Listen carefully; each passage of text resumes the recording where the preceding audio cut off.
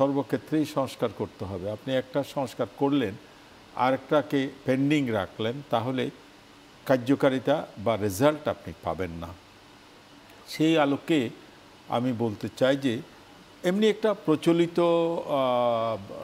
টকশোগুলোতে দেখা যায় ব্যবসায়ী বললেই কেমন যেন মনে হয় যে তারাই শেষ করে দিল, এরকম একটা প্রবণতা আমরা লক্ষ্য করি।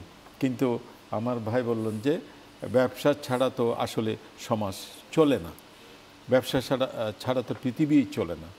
ব্যবসা বলতে গেলে আপনাকে ব্যাংক চলে আসে, ব্যবসা বলতে গেলে আপনাকে কাস্টমস চলে আসে, ব্যবসা বলতে গেলে আপনাকে ব্যবসায়ীদের ট্রেড বডিগুলো চলে আসে, ব্যবসা বলতে গেলে আপনাকে অ্যাসোসিয়েশনগুলো চলে আসে, ব্যবসা বলতে গেলে আপনাকে বিভিন্ন অর্গান অব দ্য গভর্নমেন্টগুলো সব কিছু চলে আসে।